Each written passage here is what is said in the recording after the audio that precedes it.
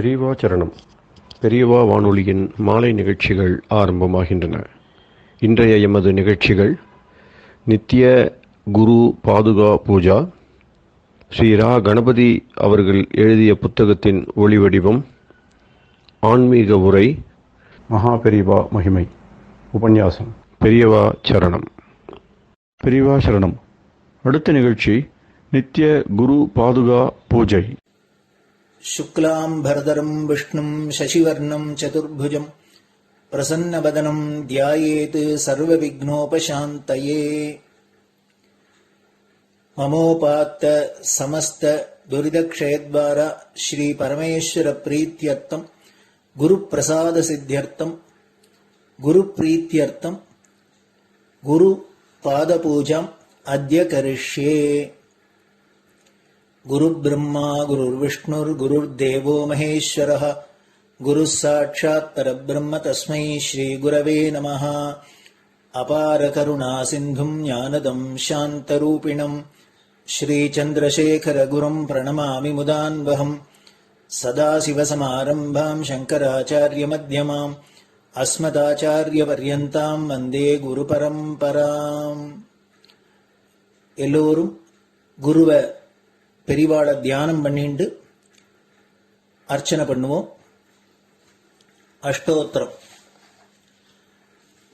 பெரியவா அஷ்டோத்திரம் பல அஷ்டோத்திரங்கள் இருக்கு. அதுல எளிமையா சுலபமா எது இருக்கோ அதை நான் இப்ப சொல்றேன். எல்லோரும் இதை கேட்டுண்டே திருப்பி சொல்ல முடிஞ்சுவா சொல்லி சொல்லி பெரிவாளுக்கு பாதத்துல ஒவ்வொரு புஷ்பத்தை அர்ச்சனை பண்ணலாம். ओम श्री कांची कामकोटि पीठाधीश्वराय नमः। श्रीमत् चंद्रशेखरेन्द्र सरस्वती गुरुभ्यो नमः। संन्यासाश्रम शिखराय नमः। काषाय दंडधारिणे नमः। सर्वपीठापहारिणे नमः।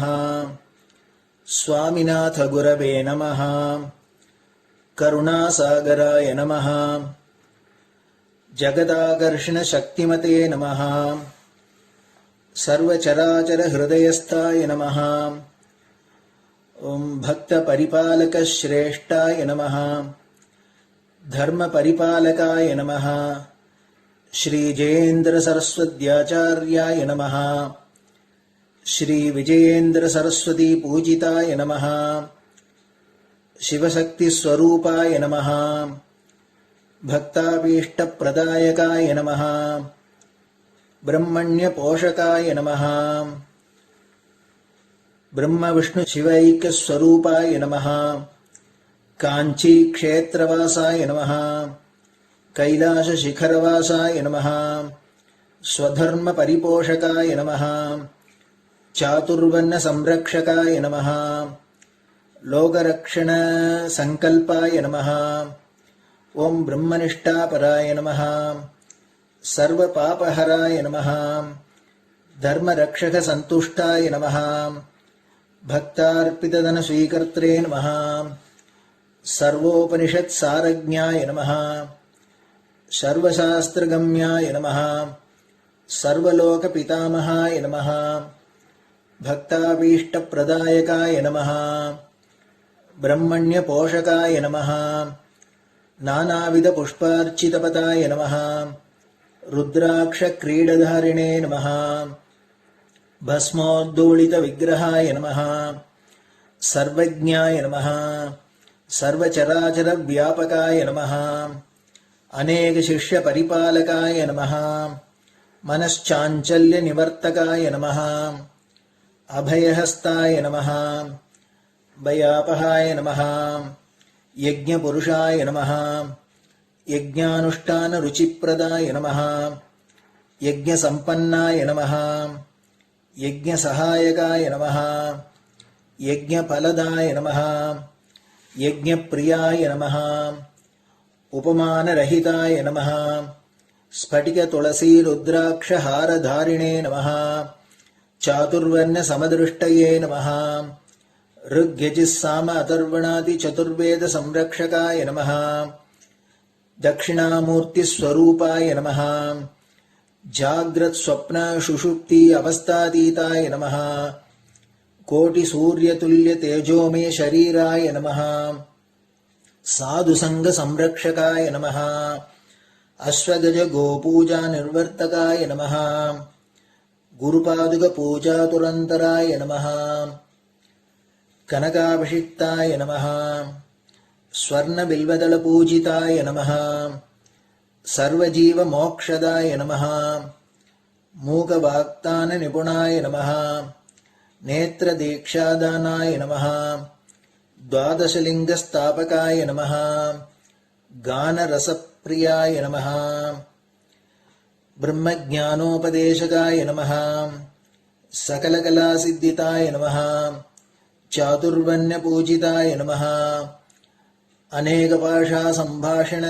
कोविताय नमः अष्टसिद्धिप्रदायकाय नमः ओम श्री शारदामठ सुस्थिताय नमः नित्यान्नदान सुप्रीताय नमः प्रार्थना मात्र सुलभाय नमः पादयात्रा प्रियाय नमः नानाविध मतपंडिताय नमः श्रुति स्मृति पुराणज्ञाय नमः देव यक्ष किन्नर किंपुरुष पूज्याय नमः श्रवणानंदकर कीर्तये नमः दर्शनानंदाय नमः अद्वैतानंदभरिताय नमः अव्याच करुणामूर्तये नमः शैव वैष्णवादिमान्याय नमः श्री शंकराचार्याय नमः दंडकमंडलोहस्ताय नमः वीणा मृदंग सकलवाद्यनाथस्वरूपाय नमः रामकथा रसिकाय नमः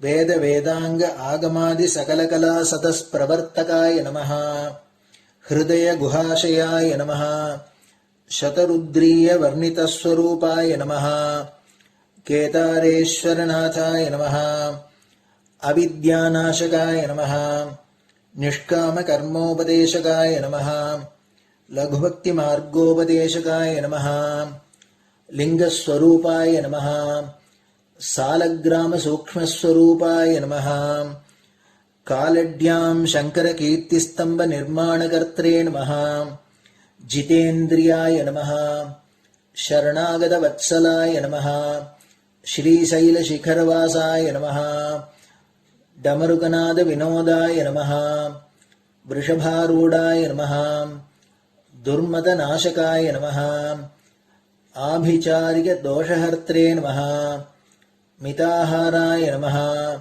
मृत्युविमोचकशक्त्याय नमः श्रीचक्रार्चनतत्पराय नमः दासानुग्रहकारकाय नमः अनुराधानक्षत्रजाताय नमः सर्वलोकख्यातशीलाय नमः वेंकटेश्वरचरणपद्मषट्पदाय नमः श्री महात्रिपुरसुंदरी समेत श्री चंद्रमौलीश्वर पूजाप्रियाय नमः श्रीमच्चंद्रशेखरेन्द्र सरस्वती सद्गुरु परब्रह्मणे नमः गुरुभ्यो नमः परमगुरुभ्यो नमः परमेष्टिगुरुभ्यो नमः परात्परगुरुभ्यो नमः गुरुपरम्पराभ्यां नमः गुरुपादुकाभ्यां नमो नमः. அடுத்தது ஊதுபத்தி இருந்தா அதை காமிச்சு தூபம், நெய் தீபம் இருந்தா காமிச்சு அதை நெய் தீபம் தீபம் காமிச்சுட்டு நைவேத்தியம் வெத்தலைப்பாக்கு பழம் இதுலேருந்து ஆரம்பிச்சு அவளுக்கு எது சௌரியமோ அதுபடி நைவேத்தியம் பண்ணலாம்.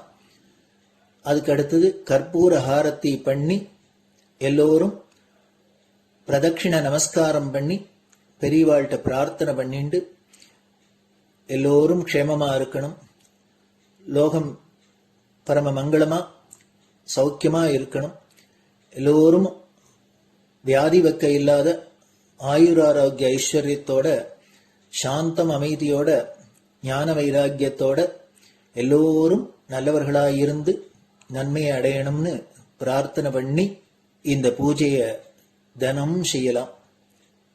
குரு பிரம்மா குருர் விஷ்ணுர் குருர் தேவோ மகேஸ்வரः குரு சாட்சாத் பரபிரம்ம தஸ்மை ஸ்ரீ குரவே நமஹ. அபார கருணா சிந்தும் ஞானதம் சாந்தரூபிணம் ஸ்ரீ சந்திரசேகர குரும் பிரணமாமி முதான்வகம்.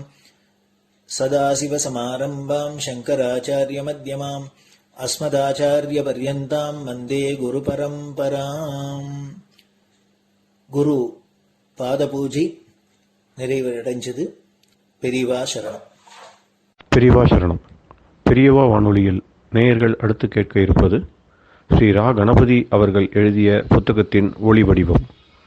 அளிப்பவர் ஸ்ரீமதி உமா சங்கர் அவர்கள். தேனினும் இனிய சொல்லான் தீச்சுடர் மேனி கொண்டான் ஊனுயிர்க்குயிரதான ஒன்றினைக் கலந்து நின்றான் ஏனினிக் கவலை நெஞ்சே இன்றுனக் அருள் செய்தான் இஞ்ஞானவான் காமகோட்டி நாதனை நம்புவோமே. ஜெய ஜெயசங்கர ஹர ஹர சங்கர.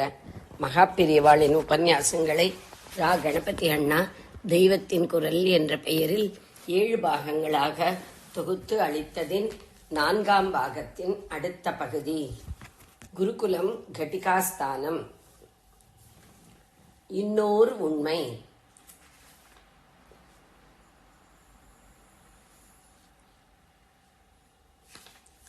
இவ்வாறு பிராமணர்களுக்கும் போதிக்கக்கூடிய அளவுக்கு விஷயமறிந்த 4ஆம் வர்ணத்தினர் இருந்திருக்கிறார்கள். அவர்களிடம் போய் நீங்கள் கற்றுக்கொள்ளலாம் என்று தர்மசாஸ்திரங்களே குறிப்பிட்டு சொல்கிற அளவுக்கு இருந்திருக்கிறார்கள் என்பதிலிருந்து இன்னொரு உண்மையும் தெரிகிறது. தற்காலத்தில் நினைப்பது போல பிராமணர்கள் அவர்களை ஒரே அடியாக அறிவில் இருட்டு நிலையிலேயே ஒதுக்கி வைத்திருக்கவில்லை என்று தெரிகிறது. நேராக அவர்களுக்கு வேத பாடம் சொல்லித்தராவிட்டாலும் அவர்கள் தங்கள் தொழிலில் சாஸ்திர கல்வி பெறுவதற்காக வரும்போது அவர்களுக்கு பிராமணர்கள் தொழிற்கல்வியோடு நிறைய தர்மோபதேசமும் ஞானோபதேசமும் செய்திருக்கிறார்கள். முக்கியமாக புராணங்களின் மூலமே இந்த உபதேசங்களை செய்திருக்கிறார்கள். இப்படியாக அவர்களில் நல்ல தார்மீக ஆத்மீக வித்யா சம்பத்தை பெற்றுக்கொண்டவர்களாக பல பேர் ஏற்பட்டதால் தான் அப்புறம் பிராமணர்களிலேயே அவ்வளவு அறிவு பெறாதவர்கள் அவர்களிடம் போய் கேட்டுக்கொள்ள இடம் ஏற்பட்டிருக்கிறது.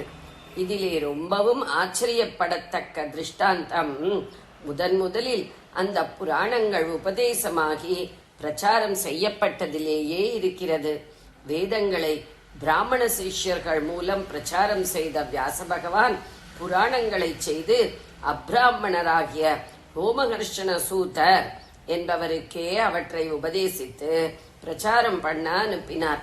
சத்பிராமணர்களாகிய நைமிசாரண்யத்து ரிஷிகள் அந்த சூதருக்கு ரொம்பவும் மரியாதை செய்து அவரை பீட்டம் போட்டு உட்கார்த்தி வைத்து அவரிடம் புராணங்களை கேட்டுக்கொண்டார்கள். வித்யாதானத்தின் உயர்வு. லோகோபகாரமாக செய்யக்கூடிய அநேக பணிகளில் சத்பாத்திரத்துக்கு வித்யையை போதிப்பதற்கு சமமாக எதையும் சொல்ல முடியாது என்று நம் முன்னோர் அபிப்பிராயப்பட்டனர். வித்யாதானம் வித்யாதானம் என்று இதை மிகவும் விசேஷித்து சொல்லி இருக்கிறது. தானம் என்ற பதத்தை போட்டதாலேயே கற்றுக் கொடுக்கிற ஆச்சாரியர் வித்யார்த்தியிடமிருந்து எந்த திரவிய லாபமும் எதிர்பார்க்க கூடாது என்று ஏற்படுகிறது. மனுஸ்மிருதியில் இதை பற்றி சொல்லும் போது தானங்களிலேயே சிறப்பு வாய்ந்தவற்றுக்கு அதிதானம் என்று பெயர். கோதானம், பூதானம், வித்யாதானம் ஆகிய 3ம் அதிதானங்கள். அன்னதானமும் உயர்வானது. வயிற்றுக்கு அன்னம் போடுவதை விட அறிவுக்கு அன்னமாக வித்யாதானம் செய்வது சிறப்புடையது. வித்யைகளில் பல இருக்கின்றன. இவற்றில் எதை தானம் செய்வதுமே விசேஷம்தான் என்றாலும் வித்யைகளுக்குள்ளேயே தலை சிறந்ததாக உள்ள ஆத்ம வித்யான பிரம்ம வித்யை தானம் செய்வதன் சிறப்பை சொல்லி முடியாது. பிரம்ம வித்யா தானம் செய்பவனுக்கு தேவலோகமான ஸ்வர்க்கம் மட்டுமின்றி சம்சார பந்தமே தீர்ந்து பரமாத்மாவோடு ஐக்கியப்பட்டிருப்பதான மோட்சமும் கிட்டிவிடுகிறது என்றெல்லாம் புகழ்ந்து சொல்லி இருக்கிறது. கல்வி திட்டத்தில் கால அளவைகள். தற்காலத்தில் வேத பாடசாலைகளில் 12 வருஷ கோர்ஸ் வைப்பது வழக்கமாயிருக்கிறது. பாஷ்யங்களையும் நன்றாக படித்து நல்ல அர்த்த ஞானம் பெறுவதற்கு இதற்கப்புறம் 8 வருஷம் படிக்க வேண்டியிருக்கிறது. பூர்வ காலத்தில் மாணவனின் புத்தியை பொறுத்தும் அவன் எந்த வித்யைகளை எவ்வளவு தூரம் அபியசிக்க விரும்புகிறான் என்பதை பொறுத்தும் வித்யாபியாச காலம் நிர்ணயிக்கப்பட்டிருந்தது. 12 வருஷமே பொதுவாக ஏற்பட்டது. அதமபட்சம் 9 வருஷம், 18 வருஷம், 36 வருஷ கோர்ஸ்களும் இருந்திருக்கின்றன. வாழ்நாள் முழுதும் நன்றாக ஸ்பெஷலைஸ் பண்ணிக்கொண்டே போவதற்கு வசதியாக இத்தனை வருஷம் என்று கட்டுப்படுத்தாமல் கோர்ஸ்கள் வைத்திருந்ததாக கூட மனுஸ்மிருதியிலிருந்து தெரிகிறது. அறிவுக்கே தன்னை அர்ப்பணித்துக் கொண்டு கல்யாணம் கிரகஸ்தாசிரமம் இல்லாமல் கல்வியிலேயே ஒருவன் பிரம்மச்சாரியாக வாழ்நாள் முழுதும் ஈடுபட்டிருக்க தர்மசாஸ்திரம் அனுமதி தருகிறது. சுத்த பிரம்மச்சாரியாக இருக்கக்கூடியவன் விசேஷமான புத்தி பிரகாசம் உள்ளவன் என்பதாக குரு நன்றாக பரீட்சித்து நிச்சயப்படுத்திக் கொள்ளக்கூடியவனுக்கு மாத்திரமே இப்படி ஆசிரம விதிகளிலிருந்து விலக்கு தந்திருக்கிறது. அவனைத்தான் நைஷ்டிக பிரம்மச்சாரி என்பது. கல்வி திட்டத்தில் ஒவ்வொரு வருஷத்தையும் 2 டேர்ம்களாக பிரித்திருந்தார்கள். முதல் டேர்ம் சுமார் 5 மாசம் கொண்டது. இரண்டாவது டேர்ம் சுமார் 7 மாச காலம். முதல் டேர்முக்கு உபாகர்மம் என்றும் இரண்டாவது டேர்முக்கு உத்சர்ஜனம் அல்லது உற்சர்க்கம் என்றும் பெயர். உபாகர்மம் என்றவுடன் சில பேருக்காவது ஆவணி ஆவட்டம், அதாவது வருஷா வருஷம் புது பூணூல் போட்டுக்கொள்ளும் நாள் என்று நினைவுக்கு வரலாம். இது ரிக்வேதிகளுக்கு ஸ்ராவண மாசத்தில் ஸ்ராவண நட்சத்திரம் வரும் நாள். ஸ்ராவண மாசம் என்பது ஆடி அமாவாசையிலிருந்து ஆவணி அமாவாசை வரை உள்ள காலம். ஸ்ராவணி என்பதன் திரிபுதான் ஆவணி. யஜுர்வேதிகளுக்கு உபாகர்மம் என்பது ஸ்ராவண மாச பௌர்ணமி அன்றாகும். ரிக்வேதிகள் ஸ்ராவண நட்சத்திரத்தை வைத்து நாளை நிர்ணயிக்கிறார்கள். யஜுர்வேதிகள் பௌர்ணமி திதியை வைத்து நிர்ணயம் செய்கிறார்கள். மிகவும் பூர்வ காலத்தில் ஸ்ராவண மாச பூர்ணிமை தப்பாமல் ஸ்ராவண நட்சத்திரன்றேதான் வந்து கொண்டிருந்தது. அதனால்தான் அந்த மாசத்துக்கே அப்படி பேர். தப்பாமல் ஸ்ராவண நட்சத்திரமும் பௌர்ணமியும் ஒன்றாகவே இருந்த காலத்தில் அந்த நாளில்தான் ரிக்வேதிகள் யஜுர்வேதிகள் ஆகிய இருவரும் உபாகர்ம டேர்மை ஆரம்பித்தார்கள். அப்புறம் கிரக கோளாறில் அம்மாச பௌர்ணமி என்று சிராவண நட்சத்திரத்துக்கு அடுத்ததான அவிட்டம் வந்த போதும் யஜுர்வேதிகள் பௌர்ணமி திதியிலேயே உபாகர்மாவை வைத்துக் கொண்டார்கள். தர்மசாஸ்திரங்களில் குறிப்பாக ஸ்ராவண பூர்ணிமையில் உபாகர்மம் செய்ய வேண்டும் என்றே சொல்லி இருப்பதால் பூர்ணிமை திதியை யஜுர்வேதிகள் முக்கியமாக எடுத்துக் கொண்டிருப்பதாக தெரிகிறது. அதனால் அவிட்டத்தில் அந்த பூர்ணிமை வந்தாலும் அன்றைக்கே உபாகர்மா செய்தார்கள். இதுதான் ஆவணி அவிட்டம், அதாவது ஆவணி ஆவட்டம் என்று நாம் சொல்வது. ரிக்வேதிகள் இப்போதும் திதியை பார்க்காமல் சிராவண நட்சத்திரத்திலேயே உபாகர்மாவை தொடர்ந்து செய்தார்கள். இன்று வரைக்கும் அப்படித்தான் நடக்கிறது. விஷயம் தெரிந்தவர்கள் உபாகர்மாவை ஸ்ராவணம் என்றே சொல்வது இதனால்தான். இப்படியாக ரிக்வேதிகளுடைய உபாகர்மாவுக்கு அவிட்ட சம்பந்தமே இல்லை. ஆனாலும் தட்சிணத்தில் யஜுர்வேதிகளே பெரும்பாலாக இருப்பதால் அவர்கள் கொடுத்த ஆவணி ஆவட்ட பெயரையே ரிக்வேதிகளும் தங்களுடைய உபாகர்மாவுக்கும் சொல்கிறார்கள். இப்போதும் சில வருஷங்களில் ஸ்ராவண மாச பௌர்ணமி ஸ்ராவண நட்சத்திரத்திலேயே வருகிறது. அப்போது ரிக்வேதிகள் யஜுர்வேதிகள் ஆகிய 2 பேருக்கும் ஒரே நாளில் உபாகர்மா வருகிறது. சாமவேதிகள் இதற்கு 1 மாசம் தள்ளி ஆவணி அமாவாசையிலிருந்து புரட்டாசி அமாவாசை வரை உள்ள 1 மாத காலமாகிய பாத்ரபத மாசத்தில் ஹஸ்த நட்சத்திரத்தில் உபாகர்மா செய்கிறார்கள். அநேகமாக அது பிள்ளையார் சதுர்த்தியாகவோ அல்லது அதற்கு 1 நாள் முன்னே பின்னேயோ இருக்கும். ஹஸ்தமும் பஞ்சமியும் ஒன்று சேர்ந்திருந்தால் விசேஷம் என்று சாஸ்திரங்களிலிருந்து தெரிகிறது.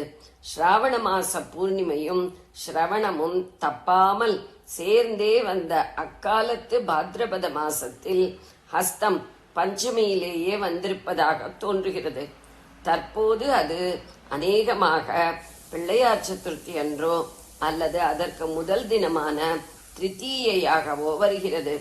உபாகர்மம் என்பதே இப்போது பல பேருக்கு தெரியாத வார்த்தை. தாங்கள் என்ன வேதம் என்பது கூட அநேகம் பேருக்கு தெரியாமல் இருக்கலாம். தெரிந்தவர்களில் பெரும்பாலாரும் அது பழைய பூணூல் சிக்கு பிடித்து அழுக்காகிவிட்டதே என்று புது பூணூல் மாற்றிக்கொள்கிற ஒரு நாள் என்றுதான் நினைக்கிறார்கள். உண்மையில் பூணூல் மாற்றிக்கொள்வதென்பது உபாகர்மாவிலே ஒரு சின்ன அங்கம்தான். உபாகர்மா என்பது அந்த ஒரு நாளோடு போகாமல் அடுத்த 5-6 மாசங்களாக ஒரு டேர்முக்கு ஆரம்ப நாளாக இருப்பதாகும். இந்த முதல் டேர்மில் மூலமான வேதத்தை மட்டும் ஆச்சாரியர் கற்றுக் கொடுத்து சிஷ்யர்கள் சொல்லிக் கொள்வார்கள். அதாவது ஸ்ருதி என்றே சொல்லப்படுவனவான வேத சங்கீதை, பிராமணம், ஆரண்யகம், உபனிஷத்துக்கள் ஆகியவற்றில் பாடம் நடக்கும். புஷ்ய மாசம் என்கிற நம் தை பிறக்கும் வரையில் இந்த பாடம் தொடரும். புஷ்யத்துக்கு தைஷம் என்றும் பெயர் உண்டு. தைஷம் தான் தை ஆயிற்று. அப்போது உத்சர்ஜனம் என்கிற கர்மாவை செய்து ஸ்ருதி பாடத்தை முடிப்பார்கள். புஷ்ய மாசம் பூர்ணிமையிலாவது அதற்கு முன்வரும் ரோகிணியிலாவது உத்சர்ஜன கர்மா செய்ய வேண்டும். சாமகர்கள் அதாவது சாமவேதிகள் புரட்டாசியில் தான் உபாகர்மம் செய்வதால் அத்தியன டேர்ம் 5 மாசமோ அல்லது குறைந்தபட்சம் 4.5 மாசமோ இருக்க வேண்டும் என்ற விதிப்படி அவர்கள் மாக பூர்ணிமையில் உத்சர்ஜனம் செய்ய வேண்டும். தை அமாவாசைக்கு 15 நாட்கள் கழித்து வரும் பௌர்ணமியே மாக பூர்ணிமை. உத்சர்ஜனம் என்றாலும் விசர்ஜனம் என்றுதான் அர்த்தம். அதாவது விட்டு விடுவது. வேத அத்தியன அத்தியாபனங்களை ஒரு கட்டத்தில் விட்டுவிடுவதற்காக செய்யும் வைதிக கர்மா உத்சர்ஜனம். மறுபடி 7 மாசம் கழித்து அடுத்த ஆவணி ஆவட்டத்தில் விட்ட கட்டத்தில் இருந்து வேத பாடத்தை தொடங்க வேண்டும். உபக்கிரமணம் என்றால் தொடங்குவது என்ற அர்த்தம். அதனால்தான் அன்று செய்கிற கர்மாவுக்கு உபாகர்மா என்று பெயர். வேதத்தில் புதுப்பாடங்கள் இல்லாத இந்த 7 மாசம்தான் 2வது டேர்ம்.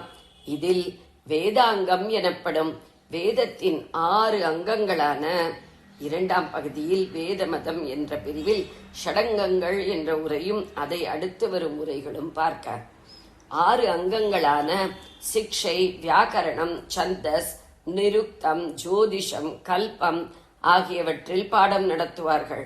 ஏனைய எல்லா வித்தியைகளை கற்றுக் கொடுப்பதும் இந்த டேர்மில் தான். உபாகர்மாவுக்கான நாள் வந்தவுடன் இதை நிறுத்திவிட்டு வேத பாடங்களுக்கு போவார்கள். அதை உத்சர்ஜனம் பண்ணினவுடன் மறுபடி இந்த வேதாங்கங்களிலும் காவியம் முதலான இதர வித்தியைகளிலும் விட்ட இடத்திலிருந்து ஆரம்பிப்பார்கள். இந்த உத்சர்ஜனம் தான் வடக்கே சரஸ்வதி பூஜா என்று சொல்லும் வசந்த பஞ்சமி. தற்போது ஆவணி ஆவிட்டம் என்று பண்ணுவதில் போலியும் வடையும் தான் முக்கியமாயிருக்கின்றன. ஒரு டேர்ம் முழுதும் கற்க வேண்டிய வேத பாடங்களில் ஆரம்ப சூக்தத்தை மட்டும் உபாகர்மாவென்று வாத்தியார் சொல்ல மற்றவர்கள் தப்பும் தவறுமாக திருப்பி சொல்லிவிடுகிறார்கள். அது மட்டுமில்லை, விட்டுவிடும் உத்சர்ஜன கர்மாவையும் அன்றே பண்ணி இப்படி ஒன்று வாத்தியார் பண்ணி வைப்பதாக கூட பல பேருக்கு தெரிவதில்லை. வேதாங்கங்களிலும் ஒவ்வொன்றில் ஒவ்வொரு சூத்திரத்தை மாத்திரம் வாத்தியார் சொல்வதை திரும்பவும் உளறி கொட்டிவிட்டு முடிப்பதாக ஏற்பட்டிருக்கிறது.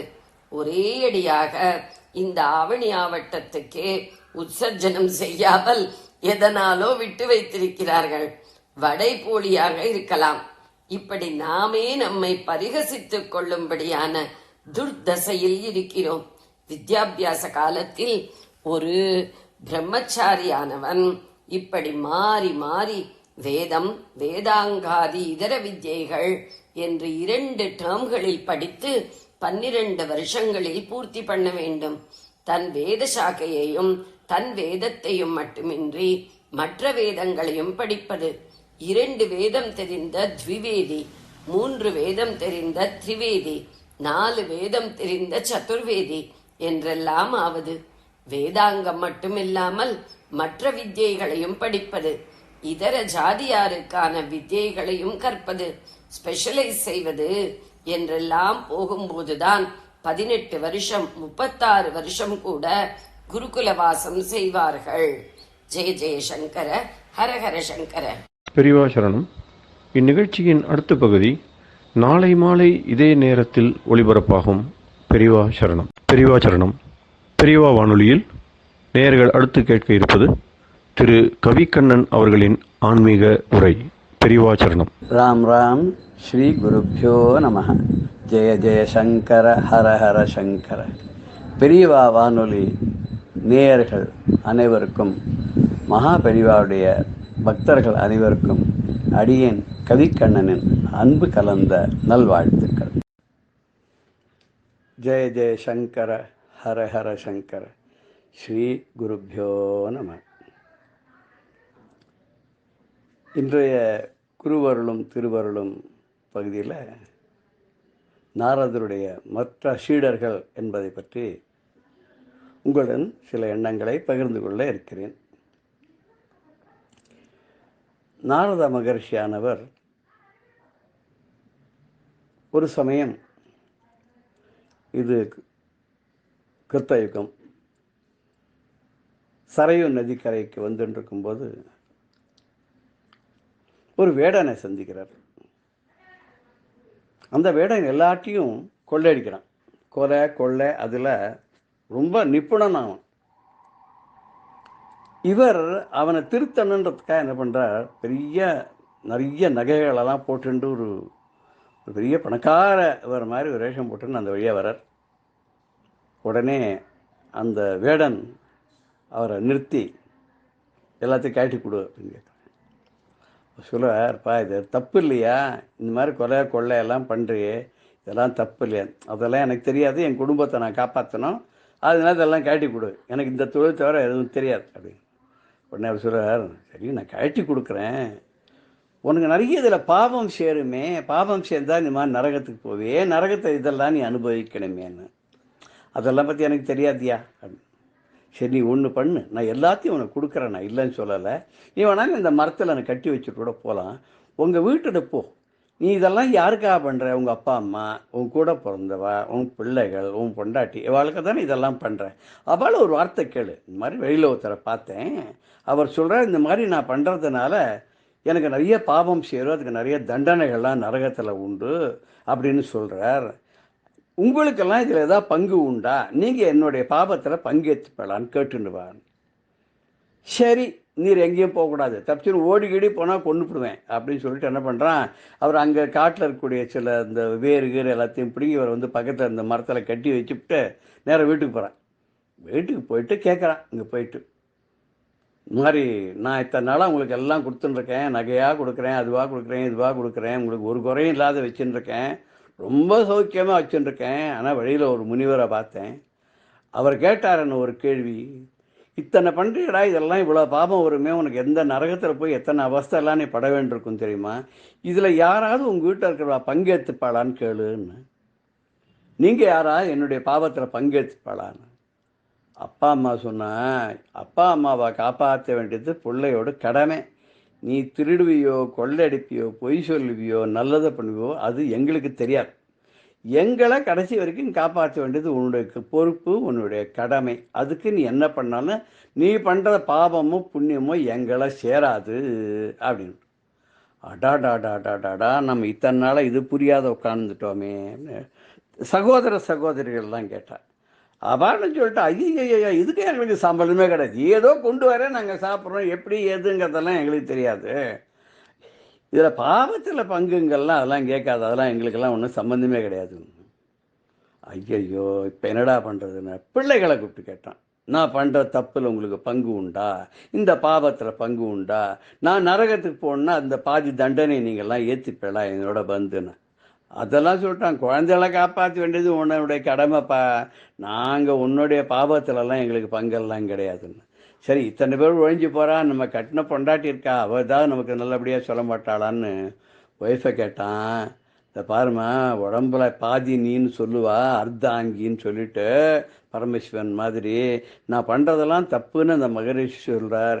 இந்த தப்பு அப்படின்னு சொன்னால் லாபமோ நஷ்டமோ நம்ம 2 பேரும் பங்கு தானே, என்னோடத்துல பாதி உனக்கு வருமான்னு. அவ சொன்னா, ஐயா உனக்கு சாஸ்திரமே தெரியல, நீ பண்ணுற புண்ணியத்துலலாம் எனக்கு பங்கு வரும், ஆனால் நீ பண்ணுற பாபம் எதுவும் என்ன ஒட்டாது.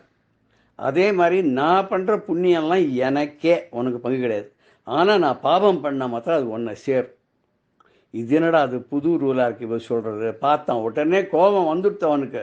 தடான்னு பார்த்தான், இத்தனை பேரில் ஒருத்தர் கூட என்னுடைய பாபத்தை ஷேர் பண்ணிக்கிறதுக்கு தயாராக இல்லை, ஆனால் என்னால் வரக்கூடிய சந்தோஷத்தையும் நன்மைகளையும் லாபங்களையும் மாத்திரம் பங்கு போட்டுக்கிறதுக்கு இத்தனை பேர் தயாராக இருக்காரு அப்படின்னு அப்போவே துண்ட உதறி பொண்ணு கிளம்பினான். இந்த துண்ட உதறி பொண்ணு கிளம்பினோம், போனதான் நேரம் இந்த மகரிஷிக்கிட்ட வந்தான். அவர் அவுத்து விட்ட காலில் சரணாகதியாக விழுந்தான். நீர் யாருன்னு சொல்லணும்னா உடனே நாரதராக காட்சி கொடுத்தார். உடனே சொன்னார், பத்தியா உலகத்தில் உன்னால் லாபம் நன்மைன்னா 100 பேர் உன்னை சேர்ந்து வருவா, உன்னோட கஷ்டத்தை பங்கு போட்டுக்கணும்னா யாருமே வரமாட்டா. வாழ்க்கை இப்படி வீணடிச்சுட்டி, நீ பிறந்திருக்கிறதே வேறு ஒரு காரணத்துக்காக, உனக்கு நான் உபதேசம் பண்ணுறேன், நீ தபாஸ் பண்ணுன்னு சொல்லிட்டு அவனுக்கு உட்கார வச்சு ராமான்னு சொல்லுன்னா. ரொம்ப பேருக்கு நல்லதெல்லாம் வாயில் வராது. இந்த வயசானவா கூட சாக போக இருப்பா. முருகா அப்படின்னு சொல்லணும், முறுக்கு வேணும் அப்படின்பா. அவளுக்கு இந்த ராமநாமம் வாயில் வராது. அதுக்கும் புண்ணியம் பண்ணியிருந்தால் தான் ராமநாமமோ கிருஷ்ணநாமமோ நாராயணாவோ ஸ்ரீஹரியோ வாயில் வரும். இல்லைன்னா கடைசி நேரத்தில் என்ன வரும்னா பயங்கரமான சொப்பனங்கள்லாம் வரும். மாடு துரத்துற மாதிரி, நரி துரத்துற மாதிரிலாம் வரும். எங்கேயோ நரகத்துக்கு போகிற மாதிரிலாம் வருமே தவிர ஒரு பகவத் தரிசனம்னு கிடைக்காது. நாக்கு நல்லதை சொல்லவே சொல்லாது. அதனால தான் அப்போதைக்கு இப்போதே சொல்லி வைத்தேன் அரங்கமா நகருளானேன்னு ஆழ்வார் சொன்னார். பாபநாசி சிவன் கூட பாடும்போது என்ன சொன்னார், வேறு பாட்டில் ரொம்ப அழகாக சொல்லிட்டு போயிட்டார். அன்று செயலிழந்து அலம் வரும்போது அவன் பெயர் நாவினில் வாராதே, அன்று செயலிழந்தலமரும் போது அவன் பெயர் நாவினில் வாராதே, ஆதலினால் மனமே இன்றே சிவன் நாமம் சொல்லி பழகு பழகு பழகு அப்படின்னு பாடினார் இல்லையா. அதனால் இப்பயே சொல்லி சொல்லி பண்ணால் சொல்லும் நான் நமச்சிவாயவே, நற்றவா உன்னை நான் மறைக்கணும் சொல்லும் நான் நமச்சிவாயவேன்னு நாயன்மார்கள் சொன்ன மாதிரி சொல்லி சொல்லி சொல்லி சொல்லி பழகி நாக்கில் தழும்பு ஏறினார் தான் அந்த நாராயண நாமமும் நமச்சிவாய நாமமும் கடைசி காலத்தில் வரும். இவர் ராமான்னு சொல்லுன்னா சொல்ல வரல, ராமான்னு சொல்லாத மரான்னு சொல்லுன்னா மரா கொடுத்தவனுக்கு. ஏன்னா எல்லாத்தையுமே அவனை மறக்க அடிக்கணுமே அவனை, அதுக்காக மரான்னு சொல்லுன்னா அங்கே ஒரு மரத்தை மராமரம்னு ஒரு மரம், அதை பார்த்து மரா மரா மரா மரா சொல்லுன்னா இவன் மரா மரா மரா மரா மரா மரா மராமரம்னு அதுவே ராம மந்திரம் ஆயிடுத்து. தபஸ் பண்ணுறார் பண்ணுறார் பண்ணுறார் பண்ணுறார், பல 1000 வருஷங்கள் தபஸ் பண்ணி உடம்பு மேலே புத்தே வச்சு கொடுத்து.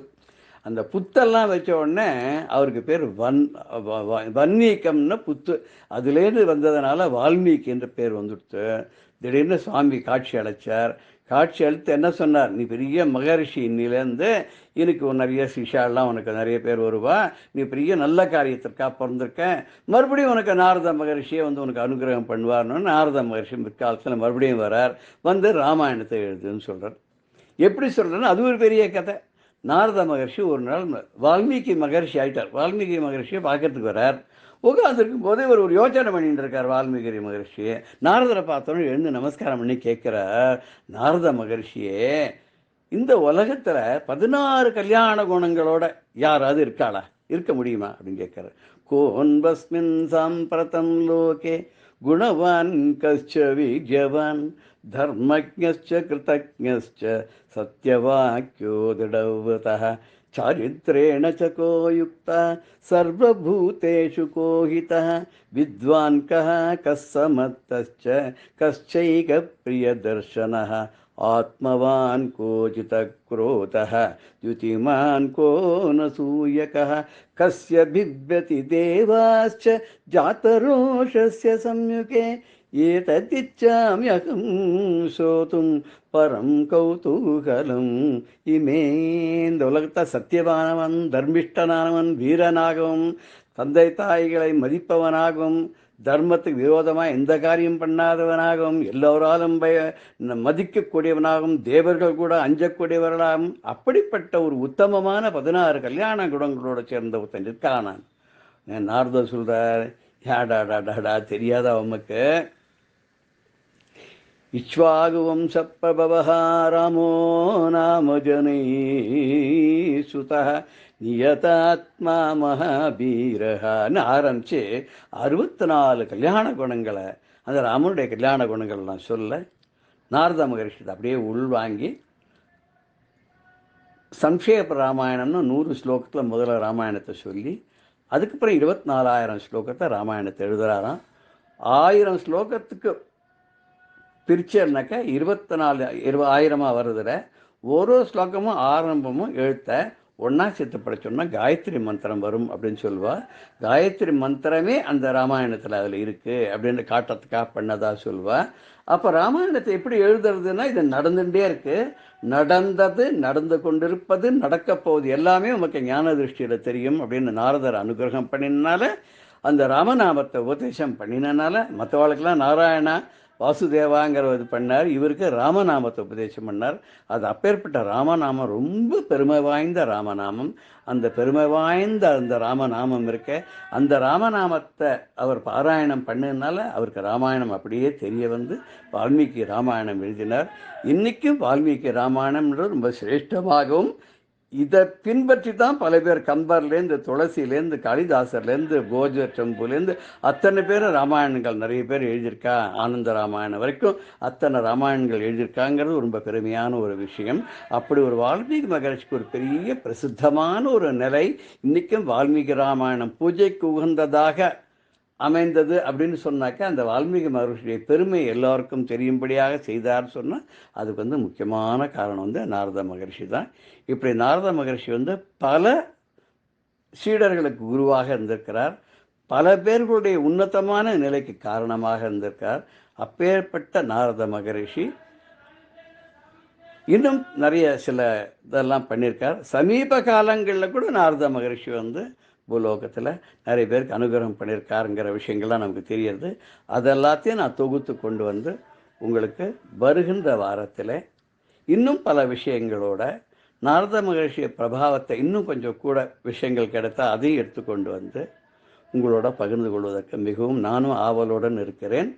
நீங்களும் எதிர்பார்த்து கொண்டு இருப்பீர்கள் நினைக்கிறேன். அதுவரை உங்களிடமிருந்து வணக்கம் கூறி விடைபெற்றுக் கொள்கிறேன். உங்களுடைய அன்பன் கவிக்கண்ணன். இந்த தொடர் உங்கள் எல்லாருக்கும் பிடித்திருக்கும் என்று நினைக்கிறேன். உங்களுடைய காமெண்ட்ஸ் எல்லாத்தையும், உங்களுடைய ரிமார்க்ஸு, உங்களுடைய சஜஷன் எல்லாத்தையும் என்னுடைய பர்சனல் நம்பருக்கு நீங்கள் ரொம்ப தாராளமாக அனுப்பலாம். அதில் எவ்வளவு ஏற்றுக்கொள்ள முடியுமோ அவற்றை கண்டிப்பாக நான் ஏற்றுக்கொண்டு அதற்கு உண்டானவற்றை ஆவண செய்கிறேன் கண்டிப்பாக. அதுவரை உங்களிடம் விடைபெறுகிறேன். ஜெய ஜெயசங்கர, ஹரஹர சங்கர, ஸ்ரீ குருப்யோ நம. ராம் ராம். பெரியவா சரணம். இந்நிகழ்ச்சியின் அடுத்த பகுதி நாளை மாலை இதே நேரத்தில் ஒளிபரப்பாகும். பெரியவா சரணம். பெரியவா சரணம். அடுத்த நிகழ்ச்சி மகா பெரியவா மகிமை உபன்யாசம். வழங்குபவர் பிரம்மஸ்ரீ கணேச சர்மா அவர்கள். குரு பிரம்மா குரு விஷ்ணு குரு தேவோ மகேஸ்வரா குரு சாட்சாத் பரபிரம்ம தஸ்மை ஸ்ரீ குரவே நமஹ. காஞ்சி மகாபிரிவா அவளோட அவதார காலத்தில் பல அரிய நிகழ்ச்சிகள்லாம் நடந்திருக்கு, பல சாதனைகள்லாம் புரிஞ்சிருக்கா, சர்வசாதாரணமாக சகஜமாக பண்ணியிருக்கா. வள்ளுவர் சொல்கிறாரே, செயற்கரிய செய்வர் பெரியார் அப்படின்னு சொல்கிறார். பெரியவர்னா என்ன லட்சணம் அப்படிங்கிறதே திருவள்ளுவர் கொடுக்கறது. சாமானிய மனுஷாலெல்லாம் செய்ய முடியாத ஒரு அரிய பெரிய காரியங்களெல்லாம் இவா ரொம்ப சகஜமாக சாதாரணமாக பண்ணிடுவா அப்படின்னு சொல்கிறார். இந்த லட்சணப்படி எல்லாம் பார்த்தா இந்த பெரியவருங்கிற வார்த்தை, மகான்கிற வார்த்தை எல்லாமே பூர்ணமா பெரியவாளுக்கே பொருந்துறாப்புல இருக்கு. அப்படி இருக்கிற பெரியவா பல சாகசங்கள் அதிகங்கள் பண்ணியிருக்கா அப்படின்னு பார்த்துன்னு வரோம். இது ஏதோ இந்த ஊருக்கு போனா அந்த ஊருக்கு போனா, இந்த கோயிலுக்கு போனா அந்த குளத்துக்கு போனா, இந்த தீர்த்த ஸ்நானம் பண்ணினா அப்படிங்கிறதோடு மட்டும் இல்லாத இந்த தர்மம் நிலைச்சு நிற்க, நமது கலாச்சாரம், பாரத பண்பாடு பிரகாசிக்க, பிற்கால சந்ததிகள்லாம் இதை தெரிஞ்சுட்டு பெருமை அடைய, பலன் அடையறதுக்காக பலவிதமான கைங்கரியம் காரியங்கள்லாம் பண்ணியிருக்கா. அதுல ஒண்ணுதான் திரிவேணி அப்படின்னு சொல்லக்கூடிய தீர்த்தராஜா அப்படின்னு சொல்றோம். உத்தரப்பிரதேசத்துல அலகாபாத் அப்படிங்கிற இடம், பிரயாகி அப்படிங்கிறது அதோட க்ஷேத்திரத்தோட பேர். நம்ம முன்னமே பார்த்தோம். இந்த அலகாபாத், இலாஹாபாத் அப்படிங்கிறதெல்லாம் இஸ்லாமிய மன்னரான அக்பரோட காலத்துல அவர் சூட்டின பேர் அப்படின்னு. அப்படி இருக்கிற அந்த பிரயாகையில தீர்த்தராஜன் அப்படின்னு நமக்கு சாஸ்திரங்கள்லாம் அது ரொம்ப விமரிசையா சொல்றது, ரொம்ப பிராச்சீனமா ரொம்ப அதோட பெருமையை சொல்றது. அதுல மோட்ச நதிகளான 7ல 3 நதி சங்கமிக்கிற இடம், கங்கை, யமுனை, சரஸ்வதி அப்படிங்கிற 3. அதுல கங்கையும் யமுனையும் கண்ணுக்கு பிரத்யட்சமா தெரியும், சரஸ்வதிங்கிறது அந்தர்வாகினியா தெரியறது, மறைமுகமா அது இருக்கு அப்படின்னு சாஸ்திரங்கள் சொல்லப்படுது. அப்பேற்பட்ட அந்த தீர்த்தராஜன் அப்படின்னு சொல்லக்கூடிய அந்த பிரயாகையில அலகாபாத்ல ஆதிசங்கரோட பெருமையை பறைசாற்றாப்புல ஒரு பெரிய மண்டபம் கட்டணும், விமான மண்டபம் கட்டணும் அப்படின்னு பெரியவா ஆசைப்பட்டா அப்படிங்கறத முன்னமே பார்த்தோம். அது 1962ஆம் வருஷத்திலேருந்து பெரியவாளுக்கு இந்த எண்ணம் எழும்பியிருந்தது. அப்போ டிஐ சைக்கிள்ஸ் அப்படின்னு இருக்கக்கூடிய ஒரு நிறுவனத்தோட அதிபரான முருகப்ப செட்டியார் அதை விஞ்ஞாபிக்க, அதுக்கப்புறம் 68ஆம் வருஷம் தான் இது நடைமுறைக்கு வந்தது. அப்போ 1968ஆம் வருஷம் டிசம்பர் மாசம் அதுக்கு ஆரம்ப விழா, பூமி பூஜை எல்லாம் போடப்பட்டது. அப்போ உத்தரப்பிரதேசத்துல கவர்னரா இருந்தவர் கோபால் ரெட்டி அப்படிங்கிறவர் பெரியவர் பக்தர். அதனால அவளோட முயற்சியினால 95-75 சதுரடி உள்ள ஒரு இடம் அந்த சங்கமத்து கட்டத்திலேயே கிடைச்சது. அது மிலிட்டரிக்கு சொந்தமான இடத்துலேருந்து இந்த கவர்னரோட முயற்சியினால, உத்தரப்பிரதேச அரசாங்கத்தோட ஒத்துழைப்பினால வாங்கப்பட்டது, கிடைச்சது. அதுல பெருசா இந்த விமான மண்டபம் கட்டணும் அப்படின்னு பெரியவா ஆசைப்பட்டா. இன்னைக்கு பார்த்தேன்னா அலகாபாத்ல என்ன சொல்ற அப்படின்னா படா மந்திர் அப்படின்னு பேரு அதுக்கு. இந்த அலகாபாத்ல உள்ள பெரிய புராதனமான இடங்கள்ல, கட்டடங்கள்ல, கோவில்ல, வழிபாட்டு ஸ்தலத்துல, இன்னும் எந்த விஷயத்துல எடுத்துட்டாலும் சரி, எந்த விதத்துல எடுத்துனாலும் இருக்கிறதுலயே பிரம்மாண்டமா பெருசா இருக்கக்கூடியது இந்த படா மந்திர்னு சொல்லக்கூடிய பெரியவா கட்டின இந்த சங்கர விமான மண்டபம் தான். சமீபத்துல கும்பமேளா அப்படின்னு, மகா கும்பமேளா அப்படின்னு அலகாபாத்ல நடந்துட்டு இருக்கு. அதுல பார்த்தேன்னா கோடிக்கணக்கான ஜனங்கள், நூத்துக்கணக்கான, ஆயிரக்கணக்கான, லட்சக்கணக்கான இல்ல, கோடிக்கணக்கான ஜனங்கள் வந்து அந்த இடத்துல அந்த சங்கமத்துல ஸ்நானம் பண்ணிட்டு போறா. இது கிட்டத்தட்ட 2 மாசத்துக்கு நடக்கிற ஒரு பெரிய நிகழ்ச்சி. 12 வருஷத்துக்கு ஒரு தரம் வர ஒரு நிகழ்ச்சி, அபூர்வமான நிகழ்ச்சி இந்த கும்பமேளா. அந்த கும்பமேளால போய் பார்த்தவாளுக்கு தெரியும், ஊரே ஜெகஜோதியா இருக்கும். அந்த கங்கக்கரை முழுக்கலும், இந்த சங்கம கரை முழுக்கலும் பார்த்தீங்கன்னா 40 கிலோமீட்டருக்கு உத்தரப்பிரதேச அரசாங்கம் ரொம்ப பிரமாதமா ஒரு ஏற்பாடு பண்ணியிருந்தது. இப்படி கோடிக்கணக்கான ஜனங்கள் வந்துட்டு போற இடத்துல ஒரு அசம்பாவிதம் இல்லாத, ஒரு குப்பை சத்தை இல்லாத, ஒரு துர்நாத்தம் இல்லாத, ஒருத்தர் ஒண்ணுத்துக்காக கஷ்டப்பட்டு நின்னா இது கிடைக்கல அப்படின்லாம் இல்லாத, அப்படி ஒரு வெகு விமரிசையா ஒரு ஏற்பாடு. 40 கிலோமீட்டருக்கு பார்த்தா ஜெகஜோதியா இருக்கும். அந்த இடத்துல போய் பார்த்தேன்னா இந்த ஆதிசங்கர விமான மண்டபம் தான் அப்படி பிரமாதமா அலங்காரம் எல்லாம் பண்ணி, லைட் எல்லாம் போட்டு எங்கேந்து பார்த்தாலும் தெரியறாப்புல இருக்கும். அந்த மண்டபத்து மேல ஏறி பார்த்தேன்னா 3வது தளத்துல, அது 3 தளம் உள்ள மண்டபம், 3வது தளத்துல ஏறி பார்த்தேன்னா அலகாபாத் முழுக்கலும் பார்க்கலாம். அந்த கங்கையும் யமுனையும் சங்கமிச்சு ஓடுற அழகையும் எல்லாம் வார்த்தைகளால வர்ணிக்க முடியாது. நம்ம போய் நேர பார்த்து அனுபவிச்சாதான் உண்டு. அப்படி ஒரு அற்புதமான விமான மண்டபத்தை, சங்கர மண்டபத்தை அங்க பெரியவா ஸ்தாபிதம் பண்ணணும் அப்படின்னு ஆரம்பிச்சு 68ஆம் வருஷம் அதுக்கு பூமி பூஜை போட ஆரம்பிச்சது. அதுல ரொம்ப முக்கியமா சொல்லணும், இந்த திரிவேணி சங்கமம் இல்லையா, அந்த சங்கமத்துல இந்த சங்கர மண்டபத்துல இன்னொரு விசேஷம் என்னன்னா, 3 டயர் அப்படின்னு சொல்லக்கூடிய 3 தளமா வச்சு இதை கட்டணும் அப்படின்னு பெரியவா கணபதி ஸ்தபதிட்ட சொன்னா. அந்த 3 தளத்திலையும் முதல் தளத்துல, பூமி கீழே இருக்கிற தளத்துல அம்பாள் காமாட்சியோட சன்னதி, அதே மாதிரி 2வது தளத்துல பாலாஜி வெங்கடேஷ பெருமாளோட சன்னதி, விஷ்ணு சன்னதி, கடைசியில 3வது மேல் தளத்துல சஹசிரலிங்கமா அடிச்சு அந்த பரமேஸ்வரனோட சன்னதி. இப்படி கீழே அம்பாள், நடுப்புற விஷ்ணு, மேல சிவன். இப்படி இருக்கிறத பார்த்தீங்கன்னா இந்த திரிமூர்த்திகளும் அங்க இருக்கா. நமது சனாதன மதத்துல தேவதாத்ரயம் அப்படின்னு இந்த சிவன், விஷ்ணு, அம்பாள் இவா 3 பேரும் ரொம்ப விசேஷமா சொல்லப்பட்டிருக்கு. இந்த 3 பேருக்கும் சேர்ந்து ஒரே இடத்துல இந்த அலகாபாத்ல இருக்கு. அது எப்படி 3 நதிகளும் மோட்ச நதிகளும் ஒன்னா சேர்ந்து திரிவேணி சங்கமமா இருக்கோ அதே மாதிரி இங்க பார்த்தோம்னா 3 சம்பிரதாயமும் சேர்ந்த ஒரு சங்கம ஆலயமா இது இருக்கு. இந்த சங்கமத்துல இப்படி ஒரு அபூர்வமான சங்கம ஆலயம். ஆதிசங்கர பகவத் பாதாளுக்கு அப்படின்னு சொல்லிட்டு இங்கே இந்த 3 வச்சா அப்படின்னார். ஆதிசங்கர பகவத் பாதால ஷண்மத ஸ்தாபனாச்சாரியர், ஷண்மதா ஸ்தாபனாச்சாரியர் அப்படின்னு சொல்றோம். 6 சமயங்களையும் நெறிமுறைப்படுத்தி ஸ்தாபிதம் பண்ணார் அப்படிங்கிறோம். அந்த 6 சமயத்துல ரொம்ப முக்கியமான 3ஆன இந்த சைவம், வைஷ்ணவம், சாக்தம் இது 3 ஒன்னா சேர்ந்து சங்கமிச்ச ஒரு ஆலயம். அது பெரியவாளோட அந்த கருணைக்கும் அவளோட அந்த பக்திக்கும் ஸ்ரத்தைக்கும் தான் இதெல்லாம் எடுத்துக்காட்டா தெரியுது. அப்படி ஒரு சங்கம ஆலயம் சங்கமத்துல ரொம்ப பிரமாதமா இருக்கிற ஒரு ஆலயம். அப்போ அந்த ஸ்தபதிகிட்ட பெரியவா ஏற்பாடெல்லாம் சொல்றா. அந்த இடம்லாம் வாங்கியாச்சு, பூமி பூஜை போட்டாச்சு. அதுக்கு கமலாபதி திரிபாதி அப்படிங்கிறவர் தலைவராயிருந்தார். CS ராமச்சந்திரையர் அப்படிங்கிற ஒரு பெரிய IAS ஆபீசர், அவர் செக்ரட்டரியாயிருந்தார். சோமசுந்தரமையர் அப்படிங்கிறவர் தான் அவர் சீஃப் இன்ஜினியராக இருந்தார். இவாள்லாம் இதுக்கு இந்த கமிட்டிக்காரெல்லாம் ரொம்ப பிரயாசப்பட்டு இந்த கோவில் வரத்துக்கு, இந்த மண்டபம் வரத்துக்கு காரணமா இருந்தா.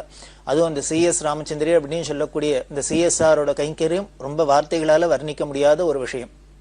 அப்படி அசாத்திய சாதனை பண்ணியிருக்கார். பல காரியங்களுக்கு பண்ணியிருக்கார் பெரியவாளோட சொன்ன உத்தரவுல. இப்படி இவாள்லாம் இதுக்கு ஒரு கமிட்டி ஃபார்ம் பண்ணப்பட்டு இவாள்லாம் கைங்கரியம் பண்ணிட்டு இருக்கா. அதுல ஸ்தபதியை கூப்பிட்டு பெரியவா சொல்றா எப்படி இந்த ஆலயம் எல்லாம் வரணும் அப்படின்னு. பெரியவாள்கிட்ட ஒரு விஷயம் என்னன்னா, இதை பண்ணுங்கோ அதை பண்ணுங்கோ அப்படின்ட்டு விட்டுற மாட்டா. அது எப்படி இல்லாம இருக்கணும், அந்த பண்ற காரியம் எப்படி இருக்கிறதுலே சிறப்பா அமையணும் அப்படிங்கறதுல ஒவ்வொரு சின்ன சின்ன விஷயத்திலேருந்து பெரியவா அதுல கவனம் செலுத்தி அதுக்கு அட்வைஸ் பண்ணி அதெல்லாம் பார்த்து பார்த்து பண்ணக்கூடிய ஸ்ரத்த ரொம்ப அழகா இருக்கும். நாம அதாவது இது எதுக்கு சொல்றேன் ஸ்ட்ரெஸ் பண்ணி அப்படின்னா, நாமளே எத்தனையோ காரியம் பண்றோம், எவ்வளவோ சொல்றோம், எவ்வளவோ காரியங்களை பண்றோம், சில இதெல்லாம் பண்ணாத விட்டுரும், இப்படி எல்லாம் இருக்கும். அப்ப கூட ஒரு காரியம்னு எடுத்துட்டா அதை எப்படி எல்லாம் பார்த்து பார்த்து பண்ணணும் அப்படிங்கிறதுக்கு பெரியவாளோட இதெல்லாம் கேட்டாலே பார்த்தாலே நமக்கும் அது மாதிரி ஸ்ரத்த வரும், ஒரு காரியத்துல இன்வால்மெண்ட் வரும். சுவாமி கீதையில சொல்ற எப்படி பலன்ல ஆசை உள்ளவன் எப்படி கர்மாவை ரொம்ப ஸ்ரத்தையா பண்ணுவனோ அதை விட பலன்ல ஆசை இல்லாத ஞானிகள் அதை விட ஸ்ரத்தையா பண்ணுவான் அப்படின்னு சொல்ற. இந்த கீதா வாக்கியம் பரம சத்தியம்ங்கிறத எங்க பார்க்கலாம்னு பெரியவாள்கிட்ட பார்க்கலாம். அவருக்கு எந்த பலன்லயும் ஒரு ஆசையும் கிடையாது. எந்த ஒரு பல திட்டங்களை சொல்லியிருக்கா, அது பிரமாதமா சக்சஸ்ஃபுல்லா நடந்தாலும் அவளுக்கு உடனே ஆஹா ஓஹோ நான் சொன்னேன் இது பிரமாதமா நடந்துட்டுன்னு சந்தோஷமும் கிடையாது. அது ஏதாவது ஃபெயிலூர் ஆகி காலப்போக்குல தேஞ்சு போனாலும் நம்ம சொன்னது இப்படி ஒருத்தரும் கேட்கலையே, எல்லாம் வீணா போயிடுத்தே அப்படின்னு வருத்தமும் கிடையாது. இப்படி ரெண்டையும் பார்க்கலாம் பெரியவாள்கிட்ட. அப்படி இருக்கிற பெரியவா இப்படி சின்ன சின்ன விஷயமா இருந்தா கூட அதை பார்த்து பார்த்து சொல்லுவா. அப்படிங்கிறதுக்காக சொல்ல வந்தேன். இதை பார்த்து பார்த்து சொல்றா ஸ்தபதிகிட்ட. அது கங்கை கரையில பிரவாகத்துல இருக்கிறதுனால சில சமயங்கள்ல பார்த்தா ரொம்ப கங்கை பிரவாகமா இருந்தா சமுத்திரம் மாதிரி இருக்கும். அப்படி வந்ததுனால் வெள்ளப்பிரவாகம் வந்தாலும் இந்த கட்டடத்துக்கு இந்த ஆலயத்துக்கு ஒரு பாதிப்பும் இல்லாத இருக்கணும்ங்கிறதுக்காக எத்தனை அடி உயரம் இருக்கணும் அப்படி எல்லாம் சொல்லி கீழ்த்தலம் காலியா இருக்கும். அதுக்கு மேல முதல் தளத்துல ஃபர்ஸ்ட் ஃப்ளோர் அப்படின்னு சொல்லக்கூடிய இடத்துல தான் பேஸ்மெண்ட் அப்படின்னு சொல்ல இடத்துல சாதாரணமா இருக்கும். அதே மாதிரி அது பில்லர் போட்டு எழுப்பி ஃபர்ஸ்ட் ஃப்ளோர் அப்படின்னு சொல்லக்கூடிய முதல் தளத்துல தான் காமாட்சி சன்னதி, அதுக்கப்புறம் 2வது தளத்துல பாலாஜி, 3வது தளத்துல சிவன். அதுக்கு மேல பெரிய கோபுரம் விமானம், அது திரிபுவன விமானம் அப்படின்னு சொல்லுவா பெரியவா. அது சொல்லி ஏற்பாடு பண்ணுச்சுன்னா முதல் தளம் 2ஆம் தளம் 3ஆம் தளம் அதுக்கு மேல் தளத்துல பெரியஷா பிரமாதமா விமானம் இருக்கணும் அப்படின்னு. இது எப்படி இருக்கணும் அப்படின்னா, வடதேசத்துல போய் கட்டுறோம். அப்படி கட்டுற இந்த கோவில் இந்த தென் தேசத்தோட கட்டடக்கலையோட பெருமையை உலகுக்கு பறைசாற்றாப்புல இருக்கணும். இந்த கோவில்ல சிற்பங்கள், வேலைப்பாடு, இது மாதிரி விமானம், அது மாதிரி கோபுரம், இந்த அழகெல்லாம் சிற்பக்கலை நுணுக்கங்கள்லாம் இந்த தென் திசையில தான் உண்டு. அதுவும் சோழர் காலத்துது, பல்லவர் காலத்துது, நாயக்கர் காலத்துது அப்படின்லாம் பல ராஜாக்கள் போட்டி போட்டு இந்த சிற்பக்கலையை வளர்த்திருக்கா இல்லையா. இது மாதிரி சோழர், பல்லவ, நாயக்கர்கள் இவாளோட காலத்து சிற்பக்கலையெல்லாம் பறைசாற்றாப்புல அங்க வடதேசத்துல இருக்கணும், இந்த மண்டபம் இருக்கணும், இந்த விமானம் இருக்கணும் அப்படின்னு பெரியவா சொல்லி அப்படி அங்க கட்டப்பட்டிருக்கு. அதுல ஸ்தபதியை தான் சொல்லு, பெரியவாளோட பிளானை போல இன்னுமே திரிலோகத்துல உள்ளவாளாலையும் பிளான் பண்ணி போட முடியாது, சொல்ல முடியாது. அப்படி கற்பனைக்கு அப்பாற்பட்டதா இருக்கும். பெரியவாளுக்கு எப்படிதான் அதெல்லாம் தோணும்னு தெரியல. அப்பேற்பட்ட சர்வஜன் அப்படிம்பர். அந்த இடத்துல இது மாதிரிலாம் பண்ணப்பட்டது. அதுக்கு செங்கல் பூஜை எல்லாம் நடந்தது. ஒரு தினம் கணபதி ஸ்தபதி பேருக்கிறதி அதை என்ன பண்ணினா, அந்த கிரவுண்ட் லெவல்லேருந்து இந்த நதி லெவல்லேருந்து 45 அடிக்கு பில்லர்லாம் போட்டு அதை உயர தூக்கி எல்லாம் பண்ணியாச்சு. அப்போ இந்த கோவில் வேலையை ஆரம்பிக்கிறதுக்கு பூமி பூஜை போட்டு எல்லாம் பண்ணணும். அதுக்கு கணபதி ஸ்தபதி பேர்னு இந்த CS ராமச்சந்திரி வெள்ளம் எல்லாரும் போய் இங்க பூஜை பண்ணிட்டு இருக்கா. பூஜை பண்ணிட்டு முடிச்சோன்னு இந்த CS ராமச்சந்திரன் கணபதி ஸ்தபதிட்டு ஒரு விஷயம் சொன்னார். அவர் அரசாங்கத்துல பெரிய பதவியில இருந்தவர், ஒரு பெரிய IAS ஆபீசர். அவர் சொன்னார், நான் கூடிய சீக்கிரம் ரிட்டையர் ஆக போறேன். பெரியவா என்கிட்ட இது மாதிரி இந்த கோவில் திருப்பணியை கொடுத்துருக்கா. ஆனா இப்பதான் பூமி பூஜையை ஆரம்பிச்சிருக்கோம். இது வரத்துக்குள்ள நேமா நான் ரிட்டையர் ஆயிடுவேன். எனக்கு அது ரொம்ப வருத்தமா இருக்கு. நம்ம ஒரு பதவி காலத்துல இருக்கிறதே நம்ம ஒரு காரியம் பண்றதுன்னா நம்மளோட அந்த இன்ஃப்ளூயன்ஸ்னால யார வேணா போய் கேட்டு எதனும் உதவி கேட்கலாம். அவளை நமக்கு ஒரு தாட்சியத்துக்கு உதவி பண்ணுவா, எல்லாம் பண்ணுவா. ஆனா நம்ம ரிட்டையர் ஆயிட்டா இதே மாதிரி அரசாங்கத்துல மதிப்பு இருக்குமா, நமக்கு செல்வாக்கு இருக்குமா, இங்கெல்லாம் போய் செய்ய முடியுமான்னு தெரியல. எனக்கு அதுதான் வருத்தமா இருக்கு. இப்படி ஆரம்பிச்சு பெரியவா ஆசைப்பட்ட இந்த கோவில் நன்னா வரணுமே, பூர்த்தி ஆகணுமே, கும்பாபிஷேகம் ஆகணுமேனு இருக்கு. அதுக்குள்ள நாம ரிட்டையர் ஆறமேனு இருக்கு அப்படின்னு சொல்லி ரொம்ப வருத்தப்பட்டு கண்ணால தண்ணி விட்டுட்டார். இது கணபதி ஸ்தபதிக்கு ரொம்ப தாபமா இருந்து. ஏன்னா கணபதி ஸ்தபதி இந்த CS ராமச்சந்திரன் ரொம்ப நெருக்கமா இருந்து பல காரியங்களை பண்ணினுமா பெரியவா உத்தரவுப்படி. CSRே இப்படி வருத்தப்படுறாரே, கண்ணால தண்ணி விடுறாரே அப்படின்னு கணபதி ஸ்தபதிக்கு ரொம்ப மனசு கஷ்டமா இருந்தது. இந்த பூமி பூஜையெல்லாம் போட்டு வந்தாச்சு. அப்புறம் இவர் என்ன பண்ணினார், பெரியவாளை தரிசனத்துக்கு போனார். பெரியவா கலவைங்கிற இடத்துல இருந்தா. அப்போ இருக்கிறதே பெரியவாள்கிட்ட போனா, இந்த தாபம் ராமச்சந்திரியர் கண்ணால தண்ணி விட்டது கணபதி ஸ்தபதிக்கு தாங்கல இல்லையா, அதுவும் ஒரு நல்ல காரியத்துக்காக இதுங்கிற தாபப்படுற. பெரியவாள்கிட்ட போய் அவர் என்ன பண்ணினார் கணபதி ஸ்தபதி, பெரியவா தான் அலகாபாத்ல இத்தனை பெரிய கோவில் வரணும் அப்படின்னு ஆசைப்பட்டு எல்லாம் சொன்னா, அப்படி எல்லாத்தையும் சொல்லிட்டு எல்லாத்தையும் ஆரம்பிச்சு வச்சுட்டு பெரியவா அனுகிரகம் பண்ணாத இருந்தா என்ன பண்றது, எப்படி இந்த காரியம் நடக்கும் அப்படின்னு கொஞ்சம் வேகமா பேசினார். பெரியவாளுக்கு ஒண்ணும் இல்லை, ஏன் ஸ்தபதி இப்படி சொல்றார் அப்படின்ட்டு. உடனே என்ன ஆச்சு, நான் அனுகிரகம் பண்ணலன்னு உனக்கு தெரியுமா, நான் அனுகிரகம் பண்ணலங்கிறியா அப்படின்னா. உடனே ஒரு விஷயத்த சொன்ன. CS ராமச்சந்திரன் ரொம்ப வருத்தப்படுற, அவர் கூடிய சீக்கிரம் ரிட்டையர் ஆக போற, அவரும் ரிட்டையர் ஆயிட்டா இந்த காரியங்களை எப்படி பூர்த்தி பண்ண முடியும் அப்படின்னு அவர் கவலையா படுறார். அதனால பெரியவா தான் அனுகிரகம் பண்ண முடியல.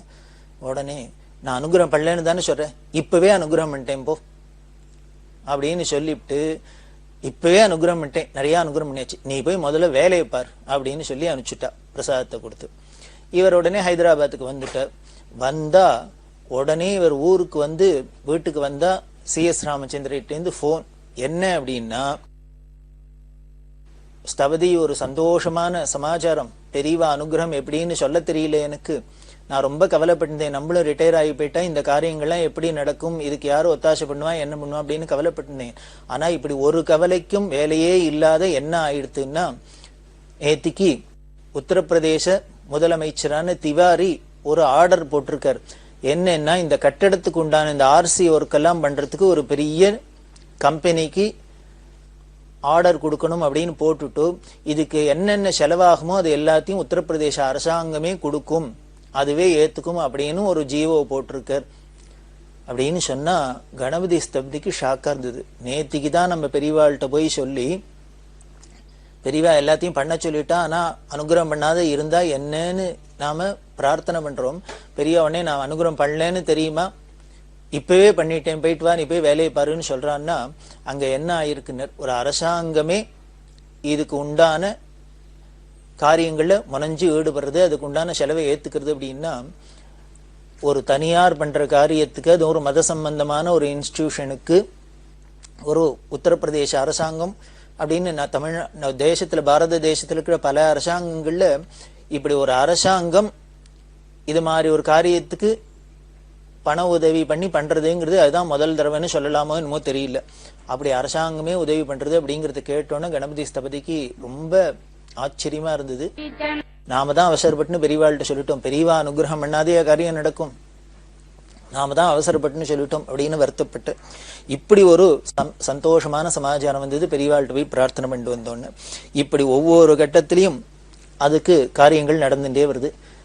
அதுல காமாட்சி விக்கிரகம் அடிக்கணும், இந்த கணபதி ஸ்தபதியோட தம்பி முத்தையா ஸ்தபதின்னு இவாள்லாம் சேர்ந்துன்னு தான் எல்லாத்தையும் பண்ணின அந்த விக்கிரகங்கள்லாம். நடுப்புற பாலாஜி, ஏன்னா வடதேசத்துல உள்ள வாளுக்கெல்லாம் பெருமாள் அப்படின்னாலே பாலாஜி, திருப்பதி பாலாஜி அப்படின்னு ஒரு பரிச்சயம் இருக்கிறதுனால அதை பாலாஜியை வைக்கணும். மேல 3வது தளத்துல சிவலிங்கம் வைக்கணும், அதுக்கு சகஸ்ரலிங்கமா வைக்கணும் அப்படின்னு சொன்னா பெரியவா. கணபதி ஸ்தபதிட்ட சொன்னா, நீ சகஸ்ரலிங்கமா அடிச்சு வை அப்படின்னு. கணபதி ஸ்தபதி சொன்னார், எங்க குடும்பத்துல யாரும் இது வரைக்கும் சகஸ்ரலிங்கம் அடிக்கல, அது எதனால என்னன்னு தெரியல, ஒரு சம்பிரதாயம் இல்லாத இருக்கு, அதனால எனக்கு அதை பண்றதுக்கு பயமா இருக்கு, இதனால் வரைக்கும் பண்ணினதில்லை, அதனால நான் இப்ப புதுசா பண்ணினா அது சரியா வருமா வராதா, எதனால அவ பண்ணலன்னு தெரியல, அதனால கவலையா இருக்கு அப்படின்னா பெரியவா அதெல்லாம் ஒண்ணும் இல்லை, நீ பண்ணு அப்படின்னு உத்தரவு பண்ணிட்டா. இவருக்கோ மனசுல கருகருன்னு ஏதோ ஒரு சம்சயம், ஆனா பெரியவாளானா பண்ணுன்னு சொல்றா, ஆனா பெரியவா சொல்லிட்டா பண்ணதான் வேணும். அப்ப என்ன பண்ணினு பெரியவாள்கிட்ட ஒரு கண்டிஷன் போட்டார், நான் பண்ணிடுறேன், ஆனா 2 கண்டிஷன், அதுக்கு ஒத்துக்கணும், பெரியவா அனுகிரகம் பண்ணும், நான் பண்றேன், என்ன பண்ணும் அப்படின்னா, இந்த சகஸ்ரலிங்கம் அடிக்கிறதே வேத பாராயணம் நடக்கணும், வேத வித்துக்கள்லாம் சேர்ந்து வேத பாராயணம் நடக்கணும். இந்த வேத வித்வான்கள்லாம் வேதம் சொல்லிகிட்டே இருப்பா, அவ வேதம் சொல்ல ஆரம்பிச்சா நாங்க ஒளியை எடுத்து சிற்பிகள்லாம் அடிப்போம், அவ வேதம் சொல்லத்தை நிறுத்திட்டா ஒளியை கீழே வச்சிருவோம். அதனால இந்த வேத சப்தமும் இந்த ஒளி சப்தமும் ஒன்னா ஒலிக்கணும். அப்படி பெரியவா ஏற்பாடு பண்ணி கொடுத்தா பண்றேன். அதே மாதிரி இந்த காரியம் முடிக்கிற வரைக்கும் பெரியவா அனுகிரகம் கூடவே இருக்கணும், பெரியவா கூடவே இருக்கணும், பரிபூர்ணமா இருக்கணும் அப்படின்னு. பெரியவா 2த்துக்கும் தலையா அசைச்சு, கவலைப்படாத, நன்னா நடக்கும், நீ நினைச்சபடியே நடக்கும் அப்படின்னு சொல்லி ஆசீர்வாதம் பண்ணினா. அதுல ஒரு ஆச்சரியம் என்ன அப்படின்னா, பெரியவா தேனம்பாக்கத்துல இருக்கா. அப்பதான் இந்த சகஸ்ரலிங்கம் அடிக்கிறதுக்காக கல்லு தேடி எடுத்து கொண்டு வரப்பட்டது. அது ஒரு பெரிய லாரியில ஏற்றி கொண்டு வந்து மறுநாளைக்கு, அதாவது ஒரு நாளைக்கு நாள் பார்த்திருக்கா, காலங்கார்த்தால 6 மணிக்கு முகூர்த்தம், அப்பதான் முதல்ல வேத பாராயணத்தோட பூஜை போட்டு, இந்த கல்லுக்கு பூஜை போட்டு ஒளி எடுத்து முதல்ல இந்த சகஸ்ரலிங்கம் செதுக்க ஆரம்பிக்கிறது அப்படின்னு. அதுக்கு நாள்லாம் பார்த்தாச்சு. கல்லை கொண்டு வரணும், பெரிய பிரம்மாண்டமான கல்லு, அத லாரியில ஏத்தி வந்துன்னு இருக்கு. வந்துண்டா தேனம்பாக்கத்துக்கு வந்துடுத்து, வரத்தே சாயந்தரம் இருக்கும். அந்த எந்த இடத்துல போய் இது வேலை நடக்கணுமோ அங்க கொண்டு போய் இறக்கணும்னா, இவாளும் இந்த லாரியிலேருந்து இறக்கி பார்க்கறா, கல்லை பேத்து நகுத்தவே முடியல, வைக்க முடியல. இந்த கடப்பாறையெல்லாம் விளையறதே வழிய கல்லை இந்த வண்டியிலேருந்து கீழே இறக்க முடியல. நேரமானா ஆயின்னு இருக்கு, ராத்திரியானா ஆக ஆரம்பிச்சுடுத்து, இருட்டி போயிடுத்து, மழையானா தூர ஆரம்பிச்சுடுத்து, மழை வர ஆரம்பிச்சுடுத்து. ஸ்தபதிக்கு ரொம்ப கவலை வந்துடுத்து. இன்னுமே எப்போ இந்த கல்லை இறக்கி கொண்டு போய் அதோட இடத்துல யதாஸ்தானத்துல வச்சு காலங்கார்த்தாலேயோ 6 மணிக்கெல்லாம் முதல்ல வேலையை ஆரம்பிச்சாயின்னும், முகூர்த்தம் பார்த்துருக்கு, இப்படி நடக்குமா நடக்காதா அப்படின்னு ரொம்ப கவலையா போயிடுத்து இருக்கு. என்னெல்லாமோ பண்ணி பார்க்குற பிரயத்தனம் பண்ணா ஒன்னுத்துக்கும் ஆசை இல்லை. அப்படி இருக்கிறதே இவருக்கு திடீர்னு பெரியவா எப்போ உபன்யாசம் பண்ணினது ஞாபகம் வந்தது. என்னன்னா, சிவராத்திரியோட பெருமையை பத்தி பெரியவா சொல்றதே, பரமேஸ்வரன் இந்த சிவராத்திரியில 3ஆங்காலம் அப்படின்னு சொல்லக்கூடிய 12 மணிக்கு நடுநிசையில தான் லிங்கோத்பவரா அவதாரம் பண்ணினார் அப்படி எல்லாம் சொன்னது ஞாபகம் வந்தது. உடனே இவருக்கு திடீர்னு மனசுல இத்தனை நேரம் விசாரமா இருக்கிறது இந்த பெரியவாளோட உபன்யாசம் மனசுக்குள்ள ஸ்புரிச்சு காதலையும் வந்தோன்னு உடனே ஒண்ணு தோணித்து, சரி 12 மணி வரைக்கும் பார்ப்போம், நிச்சயம் லிங்கோத்பவ காலத்துலதான் இந்த சகஸ்ரலிங்கத்துக்கு உண்டான இந்த கருங்கல்லா இருக்கிற அது கீழே இறங்க போறது அப்படின்னு இவர் மனசுக்குள்ள தீர்மானம் பண்ணிண்டு உடனே எங்கேயோ போய் தேங்காயை வேண்டு சொல்லி பிள்ளையாருக்கு முதல்ல உடைக்க, அங்க ஒரு பிள்ளையார் சன்னதி இருக்கு, அந்த பிள்ளையாருக்கு நிறைய தேங்காயை உடைக்க சொல்லி பார்த்தா கரெக்டா இவர் நினைச்சபடியே 12 மணிக்கு அந்த கல்லு கீழே உருண்டு வந்துடுத்து. எப்படி நம்ம மனசுல பாவிக்கிறது, எப்படி தெய்வாதீனமா நடக்கிறது அப்படிங்கிறது எல்லாம் சாட்சி. உடனே அந்த லிங்கோத்பவ காலத்திலேயே அந்த கல்லு கீழே இறங்க அதை கொண்டு வச்சு மறுநாளைக்கு காலங்கார்த்தால பூஜைக்கு ஏற்பாடாயிடுது. அங்கேயும் என்ன சோதனைன்னா, வேத பாராயணத்துக்கு ஆள்லாம் சொல்லி வச்சிருந்தா வேத பாராயணத்துக்கு ஆள் வரல. கார்த்தால 5 மணி ஆச்சு, 5:30 மணி ஆச்சு, 6 மணிக்கு முகூர்த்தம் ஆரம்பிக்கணும்னா வேத பாராயணத்துக்கு ஆள் வரல. இவர் தவிச்சுன்னு இருக்கிறதே பெரியவா தரிசனத்துக்குன்னு யாரோ ஆந்திராலேருந்து ஒரு வேனை வச்சுன்னு பல பண்டிதர்கள்லாம் வந்தா. அவள்லாம் வந்து தரிசனம் பண்ணலான்னு வந்தா. பார்த்தா இவாளை பார்த்தோன்னு கணபதி ஸ்தபதிக்கு சந்தோஷம். உடனே பெரியவாள்கிட்ட சொல்லி இவாளையே வச்சுன்னு வேத பாராயணம் பண்ண சொல்லுன்னு சொல்லி இப்படி வேத பாராயணம் பண்ணி ஆரம்பிச்சது. குறிச்ச நேரத்துல இந்த சஹஸ்ரலிங்கம், அப்பேற்பட்ட அபூர்வ லிங்கம் தான் சஹஸ்ரலிங்கம் தான் வேதமூர்த்தியா இன்னைக்கு திரிவேணி சங்கமத்தில் அலகாபாத்தில் மேலே இருந்துருக்கு.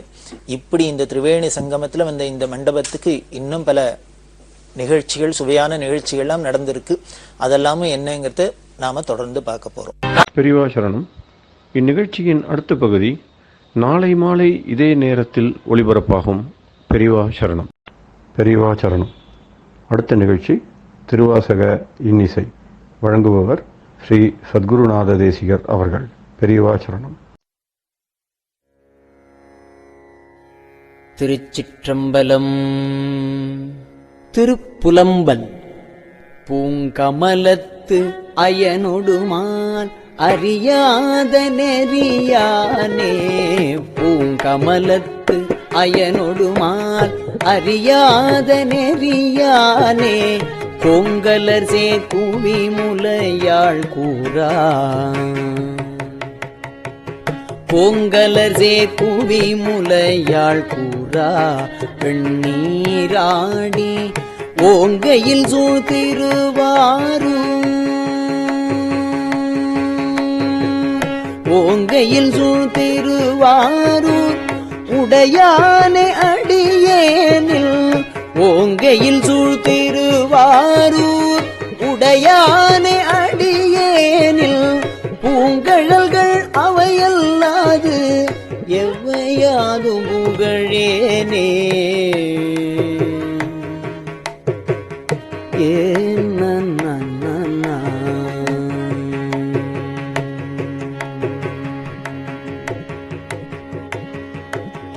சடையானே தழலாடி தயங்கு மூவிலை சூழ, சடையானே தழலாடி தயங்கு மூவிலை சூழ, படையானே பரஞ்சோதி பசுபதி மழவெள்ளை, பிடையானே விரி பொழில் சூ,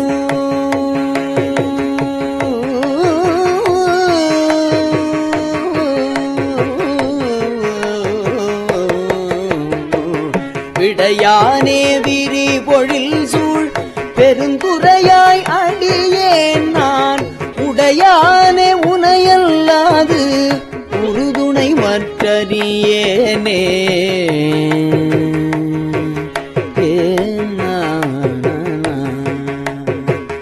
உடையானே உனையல்லாது உறுதுணை மற்றறியேனே.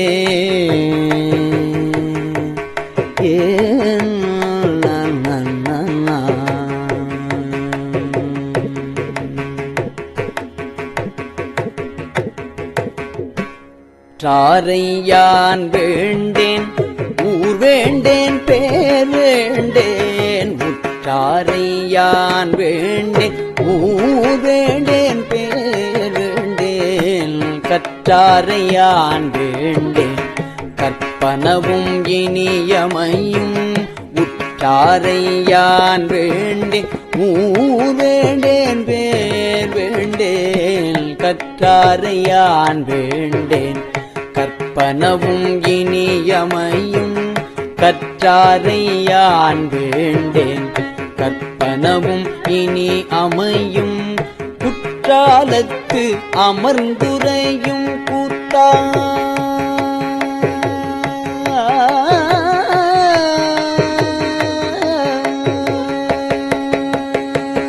குற்றாலத்து அமர்ந்துரையும் கூத்தாவுள் குறை கழற்கே, கற்றாவின் மனம் போல, கற்றாவின் மனம் போல கவிந்துருக வேண்டுவனே.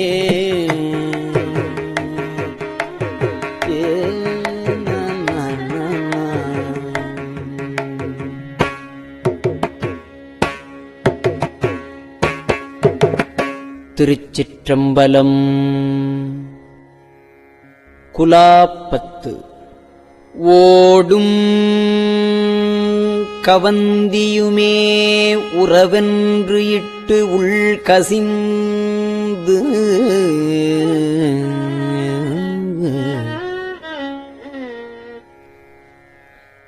தேடும் பொருளும் சிவன்கழலே எனத் தெளிந்து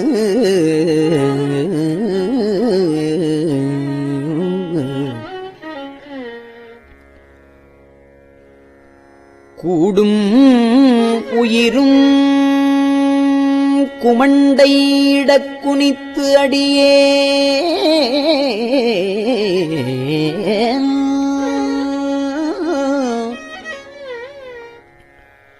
ஆடும் குலாத்தில்லை ஆண்டானை கொண்டன்றே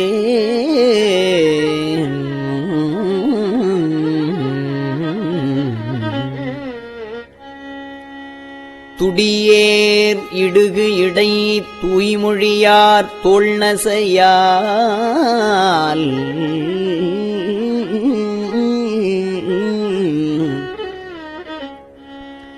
செடியேறு தீமைகள் எத்தனையும் செய்திடினும் முடியேன் பிறவேன் எனை தனதாள் முயங்குவித்த அடியேன் குலாத்தில்லை ஆண்டானை கொண்டன்றே.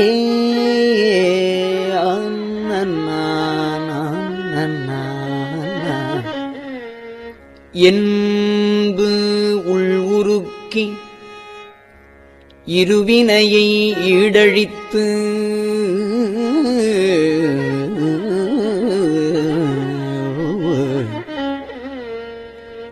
துன்பம் களைந்து துவங்கள் தூய்மை செய்து முன்பு உள்ளவற்றை முழுது அழிய உள்புகுந்த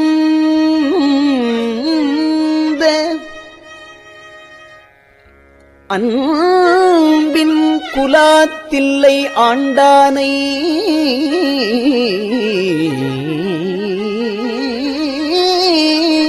கொண்டன்றே.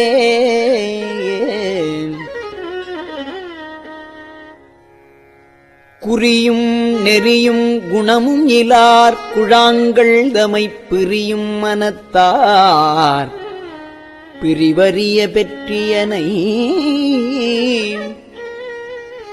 செறியும் கருத்தில் உறுத்து அமுதாம் சிவபதத்தை அறியும் குலாத்தில்லை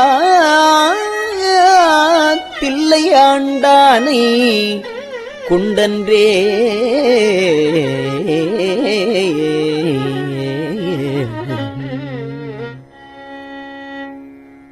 பேரும் குணமும் பிணிப்புறும் இப்பிறவிதனை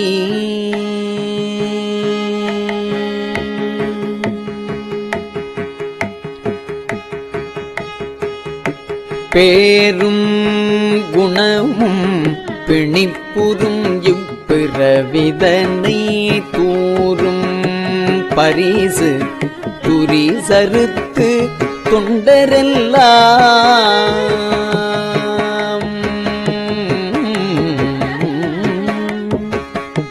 சேரும் வகையால்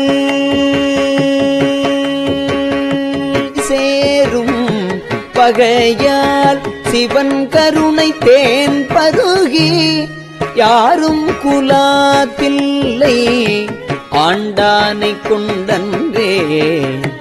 கும்பில் அரும்பாய் குவிமலராய் காயாகி கும்பில் அரும்பாய் குவிமலராய் காயாகி வம்பு பழுத்து உடலம் மாண்டு இங்கன் போகாமே.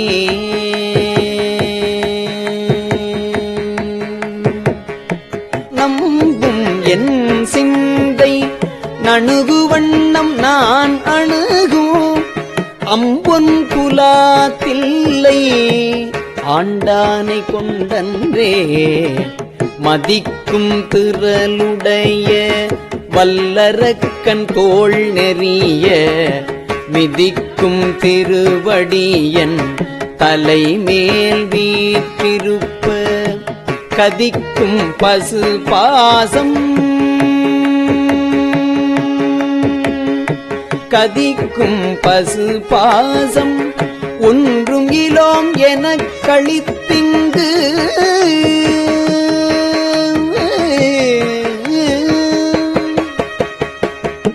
அதிக்கும் குலத்தில்லை ஆண்டானை கொண்டன்றே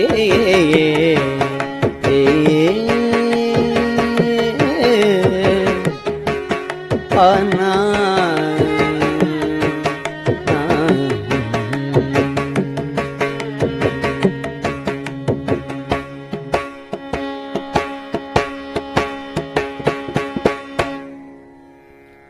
இடக்கும்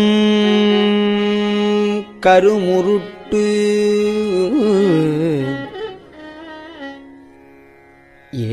ஏனப்பின் கானகத்தே நடக்கும் திருவடி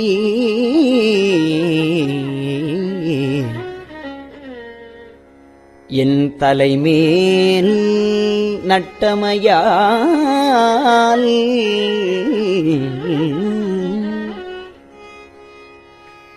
கடக்கும்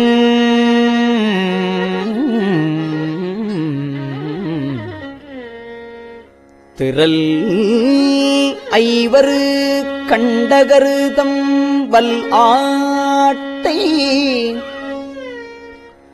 அடக்கும் குலத்தில்லை ஆண்டானை கொண்டன்றே நானோ பாழ் செய் விழாவிப் பயனிலியாய் கிடப்பேற்கு பயனிலியாய் கிடப்பேற்கு கீழ் செய்தவத்தால் கிழீடு நேர்பட்டு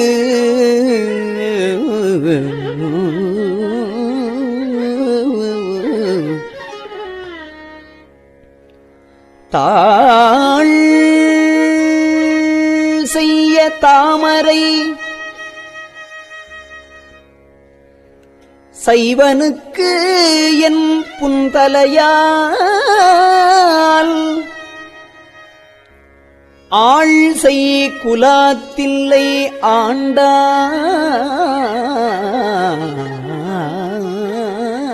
ஆண்டானை கொண்டன்றே நானும்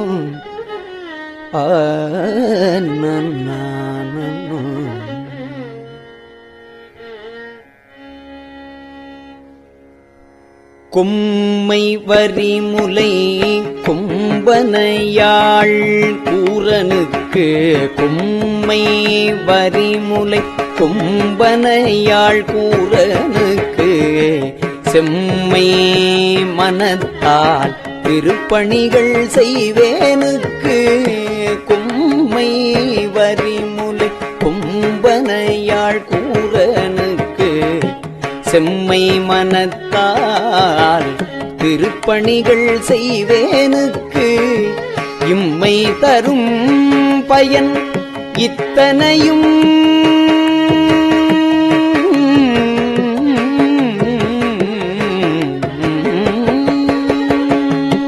இம்மை தரும் பயன் இத்தனையும் இங்கு ஒழிக்கும் இம்மை தரும் பயன் இத்தனையும் ஈங்கு ஒழிக்கும் அம்மை குலாத்தில்லை ஆண்டானை கொண்டு அன்றே இம்மை தரும் பயன் இத்தனையும் ஈங்கு ஒழிக்கும் அம்மை குலாத்தில்லை ஆண்டானை கொண்டன்றே அம்மை குலாத்தில்லை ஆண்டானை கொண்டன்றே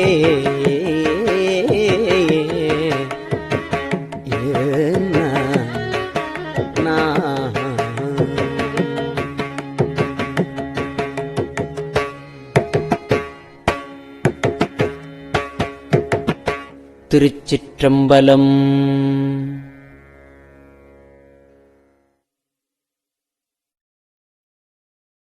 பெரியவா சரணம். இந்நிகழ்ச்சியின் அடுத்த பகுதி நாளை மாலை இதே நேரத்தில் ஒளிபரப்பாகும். பெரியவா சரணம். பெரியவா சரணம்.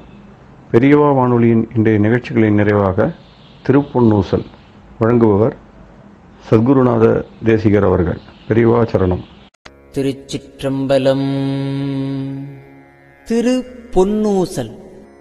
மாதாடு பாகத்தன்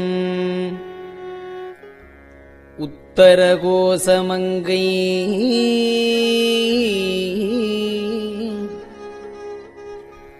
தாதாடு குன்றை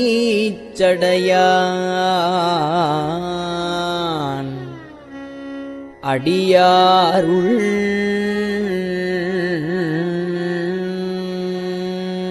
கோதாட்டி நாயேனை ஆட்கொண்டு என் தொல்பிறவி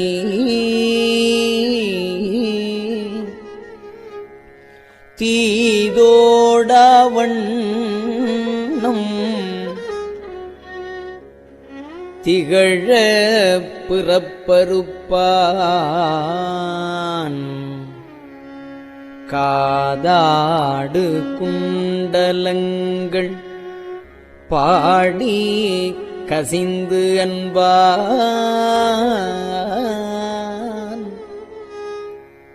போதாடு பூன்முலையே போதாடு பூன்முலையே பொன்னூசல் ஆடாமோ.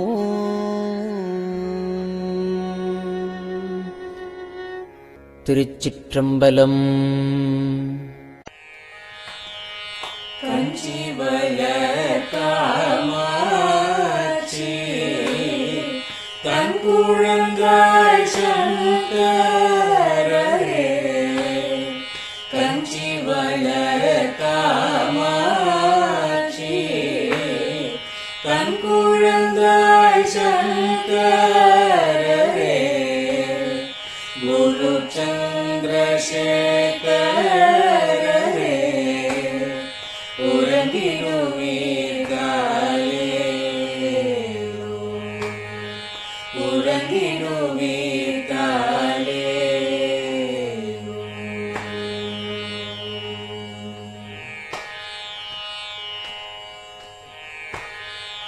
ஆதிகுரு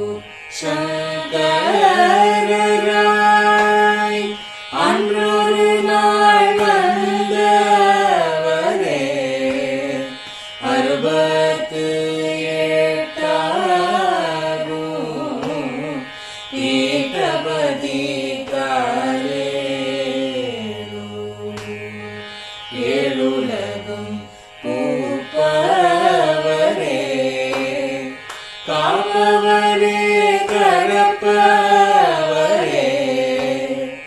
எல்லோர்க்கும் அருள்பவரே உறங்கிடுவீர்காலே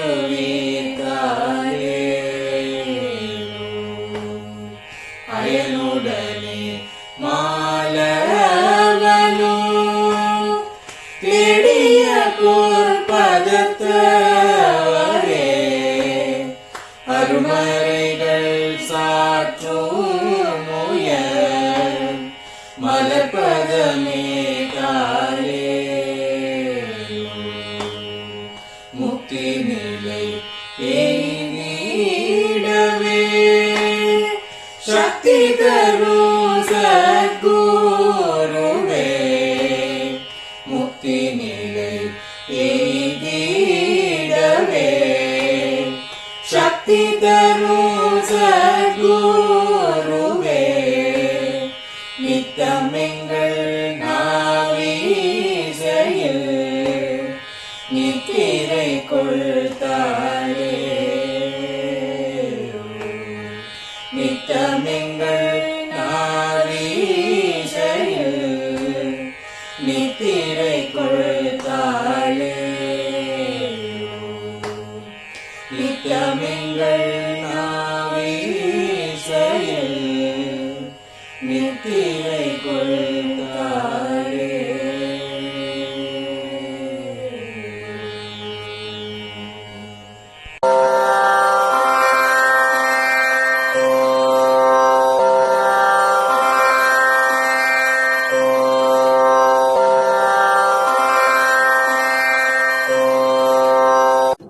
பெரியவாசரணம். பெரியவா வானொலியின் மாலை நிகழ்ச்சிகள் இத்துடன் நிறைவடைகின்றன. எமது அடுத்த ஒளிபரப்பு நாளை காலை இந்திய நேரப்படி 6 மணிக்கு துவங்கும். பெரியவாசரணம்.